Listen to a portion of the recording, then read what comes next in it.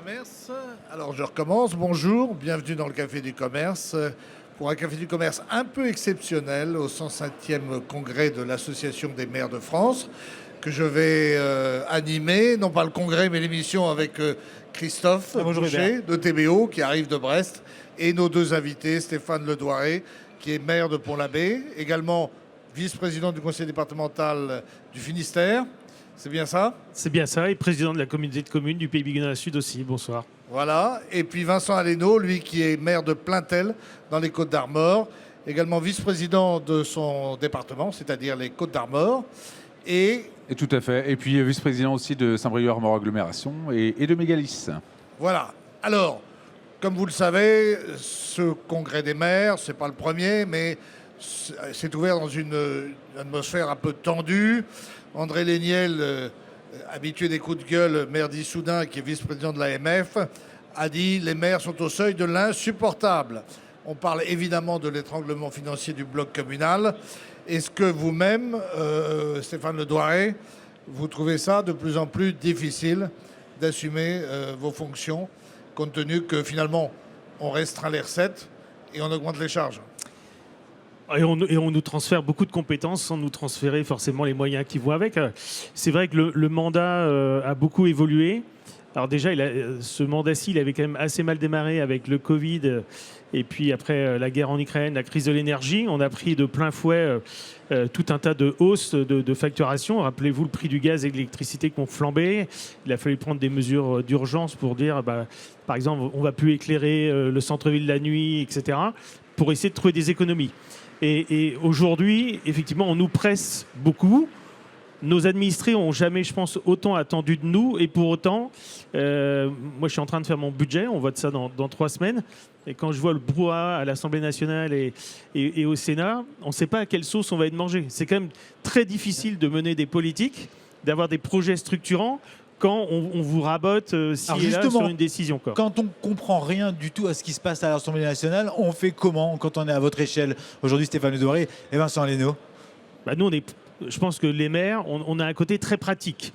Moi, je constate quand même qu'aujourd'hui, ce qu'on vit à l'Assemblée nationale, c'est parce qu'on a séparé la tête des jambes, dans la mesure où on ne permet plus aux maires que nous sommes d'être députés ou sénateurs. Résultat...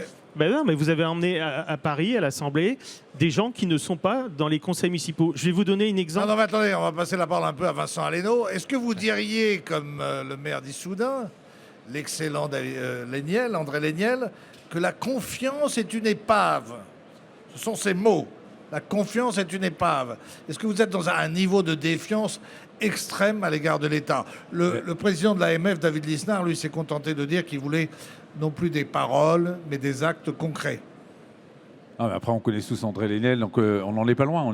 Pour moi, on n'y est pas encore, mais il y a les élections municipales qui approchent. Et on a bien conscience les uns et les autres que là, le gouvernement a déjà demandé des efforts conséquents aux EPCI, aux communautés de communes. Et l'étape d'après, c'est les communes. Donc forcément, la situation, elle va se dégrader pour nous. Et on est forcément inquiet. L'effort budgétaire a été chiffré par le gouvernement à 4,7 milliards. Mais évidemment, pour les plus énervés, je ne veux pas reciter M. Léniel, mais c'est 7,6 milliards qui sont en cause et qui ont été prélevés. On est d'accord avec lui, en fait, entre ce que l'État nous annonce et puis en fait tout ce qui est indirect, la facture à la fin, elle va être beaucoup plus importante que ce qui est annoncé par l'État. Et forcément, c'est nous, les collectivités, le bloc local, qui allons nous retrouver en difficulté. Et la règle d'or qu'on s'applique, d'avoir des budgets en équilibre, eh bien, elle va un temps. Quand on commence à diminuer vos recettes, et vous le disiez tout à l'heure, on a des dépenses qui sont sans cesse en exponentielles ou en tout cas en augmentation importante. Donc on fait des arbitrages quand on est à vos stades. Il y a des choses qu'on ne va pas faire. Quelle politique on mène vis-à-vis des administrés? Il y a des choix drastiques?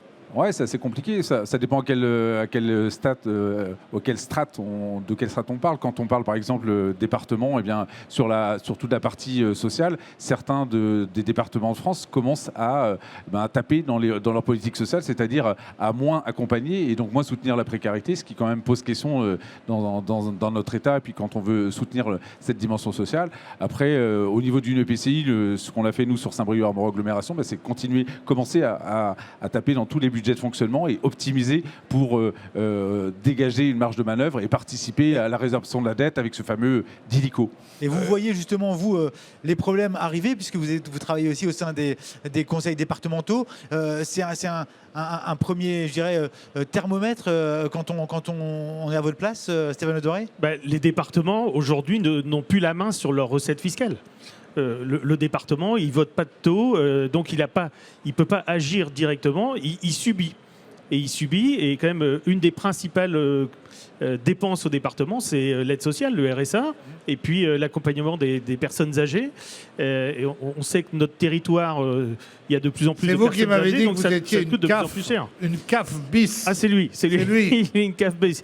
Mais résultat, quand vous n'avez plus la main et que vous ne pouvez pas piloter parce que vous ne maîtrisez pas vos recettes, effectivement, on a beau serrer sur les dépenses, il y a un moment, quand vous êtes à l'os, vous êtes à l'os. La suppression de la taxe d'habitation, ça c'est plutôt pour les municipalités. On dit que ça a été 12 milliards de recettes en moins.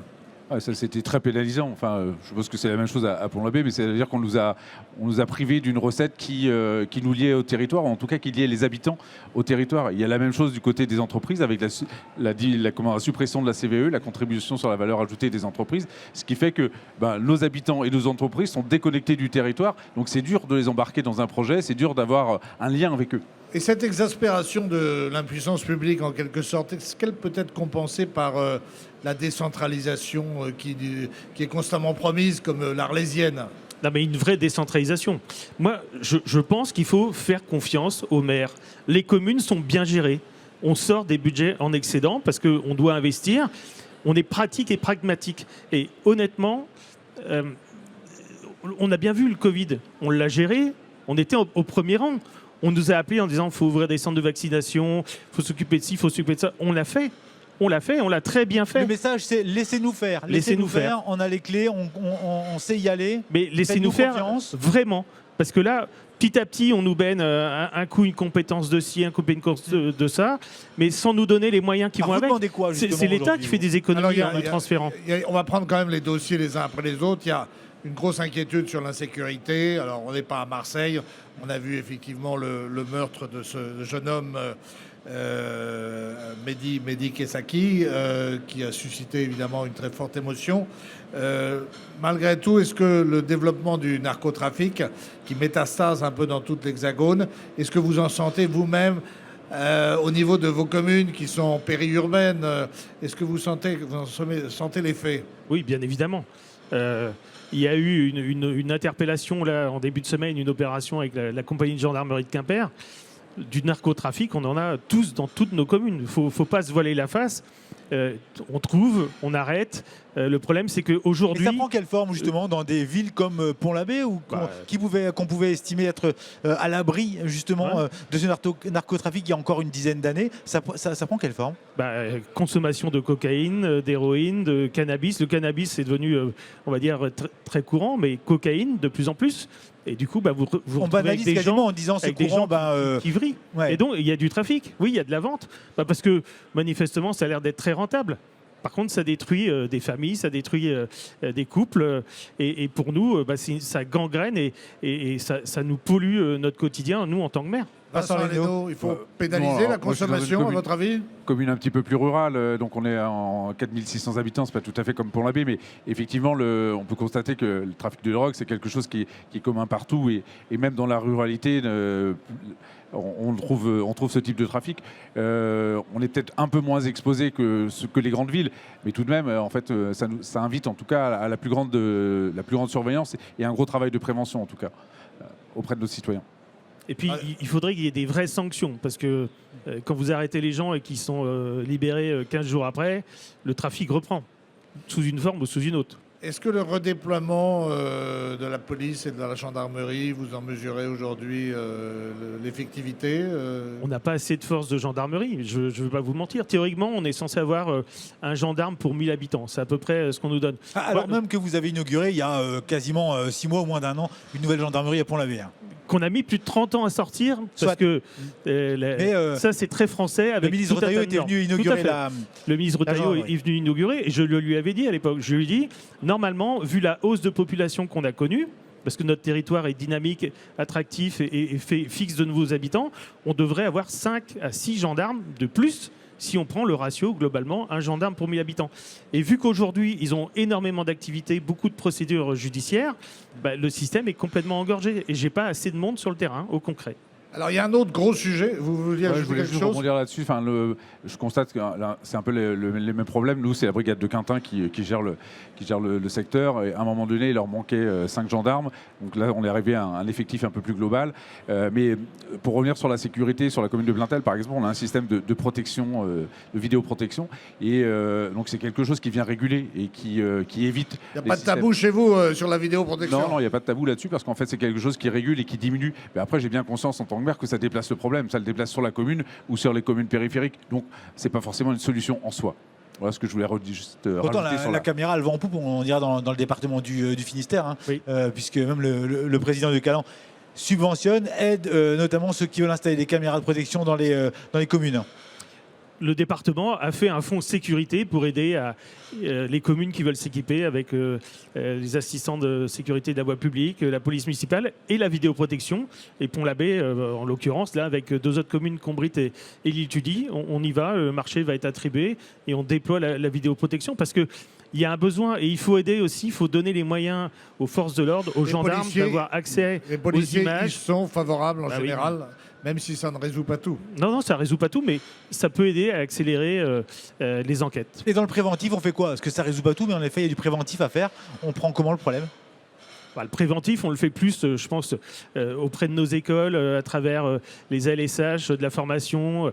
Mais voilà, on a confiance dans la jeunesse et donc on essaye de les dissuader le plus tôt possible d'aller sur tous les faits délictuels et puis Et de la consommer de la consommation drogue. de produits stupéfiants. Vincent Maléno. Ouais, non, en fait, sur les points d'information jeunesse, moi je trouve que c'est des lieux stratégiques. Nous, la commune de Blaintel, on n'a pas de collège, donc on a les écoles primaires, un travail qui est fait de façon quotidienne, des actions de prévention qui sont menées. Mais maintenant, le point d'info jeunesse, c'est vraiment un point d'entrée par rapport à cette information sur tout ce qui est trafic.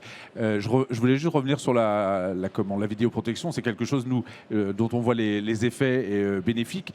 C'est utile pour les gendarmes, mais je rappelle que si en fait on est les seuls à le faire, ça n'a pas réellement d'intérêt. Donc des fois, ça peut être un coup dans l'eau et ça ne fait que déplacer le problème. En tout cas, ça vient réguler le trafic sur la commune. Alors, il y a un gros dossier également, c'est la crise du logement. À Plaintel, vous avez 4650 habitants. Vous êtes à 18 km de Saint-Brieuc et vous dites on ne veut pas être une cité dortoir.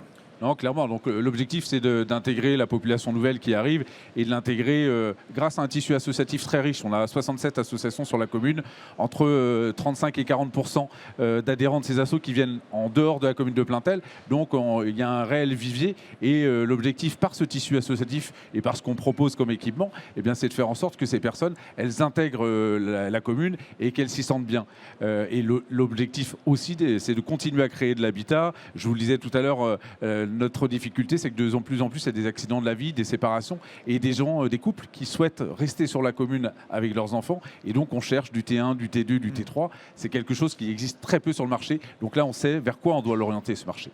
À cela, rajouter les normes supplémentaires qui se sont enchevêtrées au fur et à mesure aussi de ce mandat-là. On fait comment justement pour lutter contre ces surtranspositions normatives, histoire d'avancer? Parce que j'imagine que, et un, ça coûte de l'argent, et deux, ça va prendre du temps. Ça coûte de l'argent, ça prend du temps. Et puis, il y a quand même quelques contraintes hautes. Moi, je prends ma commune. Je suis une commune littorale. Je suis assujetti, du coup, risque de submersion marine, élévation du niveau de la mer. On ne peut pas construire en dehors de l'agglomération. Plus, vous nous rajoutez le zéro artificialisation nette. Alors, on fait comment sur un territoire qui est dynamique et attractif, où les gens veulent venir s'installer et en même temps, on nous dit, vous avez déjà assez consommé, on ne vous donne plus. C'est le réinvestissement urbain sur des friches, mais ça coûte très cher. En même temps, on a généralement l'amiante Oui. pour démarrer. Donc déjà, vous prenez quand même un billet conséquent. Et D'accord. donc la difficulté, aujourd'hui, moi je la constate, soyez c'est pas que... trop négatif quand même. Non, mais on fait des baux à construction. C'est-à-dire que la commune ne vend plus le foncier. On fait une mise en concurrence et on fait un bail à construction avec un opérateur, ce qui lui évite d'acheter le foncier et ce qui permet d'essayer de sortir des logements ou des réhabilitations à un prix correct. Mais il vous les faut rapidement. Il faut rapidement aussi. Ah tous oui, ces oui, logements. non, mais en fait, un dossier, entre le moment où vous avez décidé d'aller sur une opération de construction et l'aboutissement, c'est 4 ans. C'est Et je difficile voudrais de faire quand plus même court. apporter une petite note d'espoir. Vous m'avez dit tout à l'heure que vous aviez encore 250 commerces. C'est plus que chez vous. Vous avez surmonté en partie la crise de la pêche. Alors Vous pour la êtes- baie, c'est une exception aussi, Hubert, hein, quand même, sur le côté commerce local, faut Oui, le dire. mais enfin, il faut parler des exceptions qui marchent. Mm. Vous avez un redéploiement. C'est devenu très touristique. C'est devenu très touristique. Le tourisme est devenu la première Est-ce source que c'est d'activité trop économique et touristique passé aujourd'hui? devant la pêche. Est-ce que hein. c'est trop touristique aujourd'hui? Non, non, non, non. On n'est pas en surtourisme. Faut arrêter ça. Le Pays Bigoudin Sud, et je suis très heureux, en tant que président de la SPL Tourisme, est devenu la première destination touristique du Finistère. Voilà. Ça compense une partie des emplois qu'on perd avec le plan de sortie de flotte, la casse de la pêche. Il ne faut pas se leurrer. Les touristes, ils amènent aussi des devis sur le territoire. Pour certains, après, ils viennent s'installer de façon pérenne et définitive. Et ça participe à l'activité économique.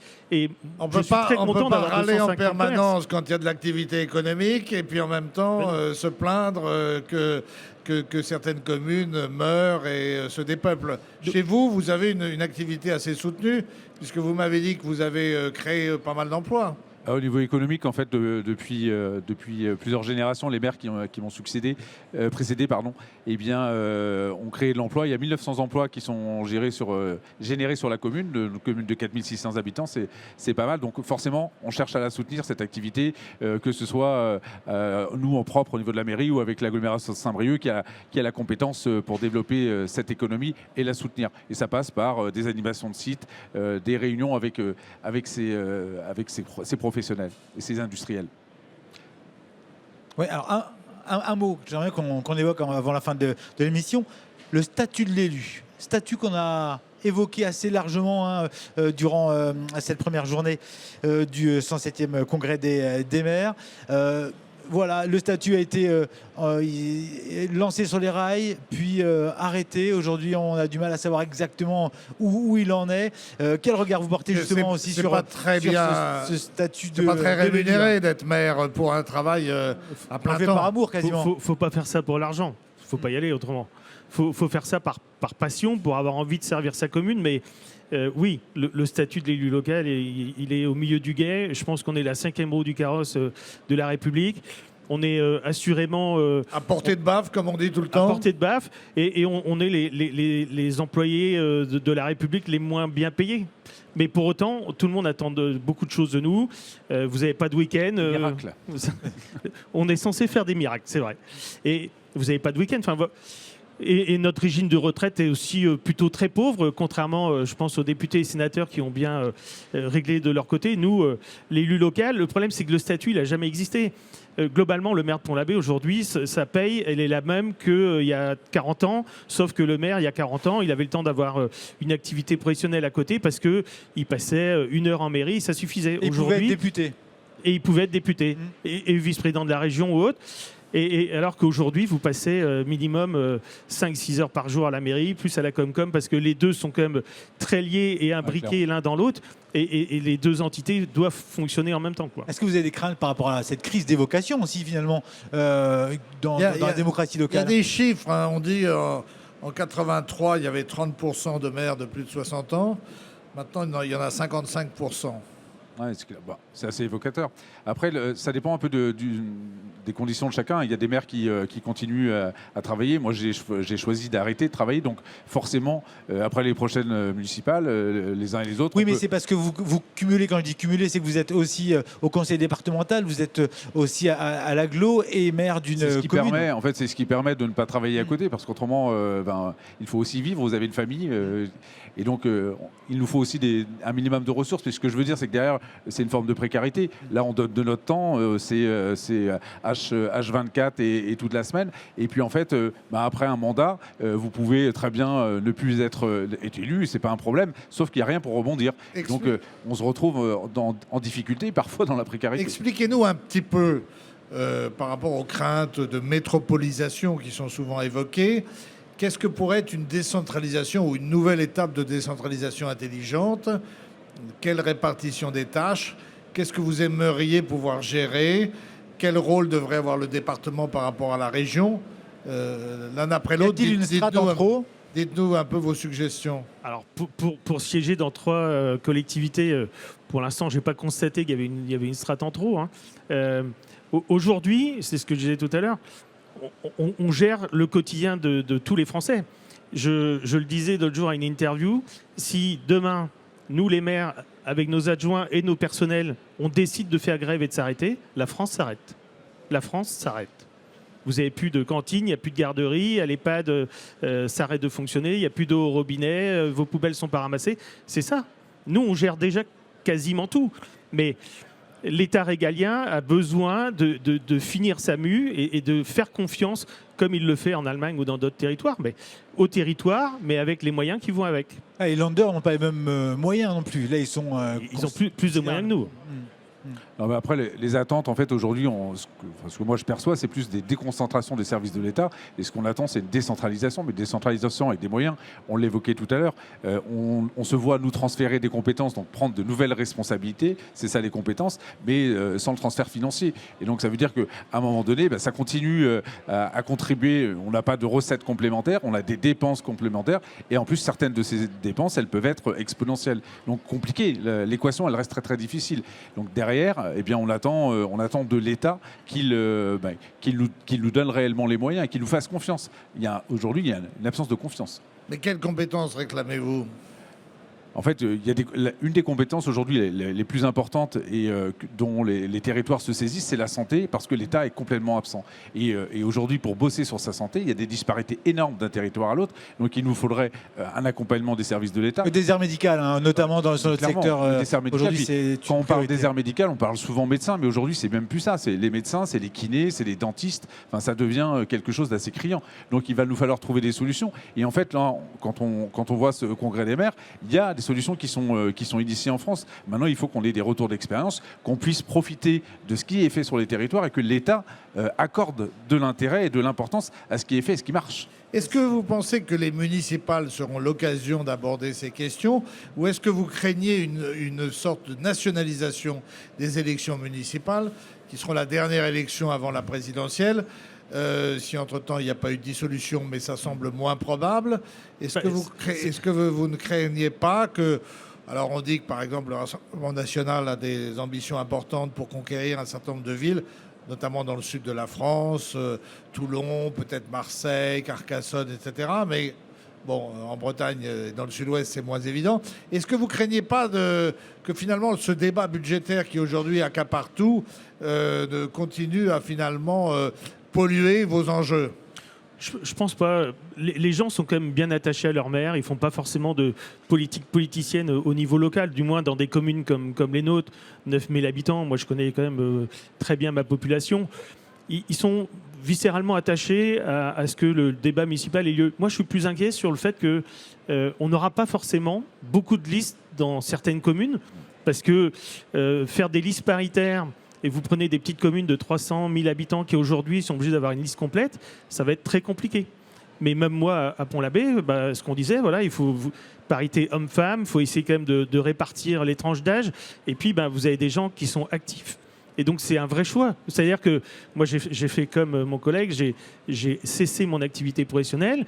Si demain je suis pas réélu, voilà, il faudra que je retourne chercher du travail.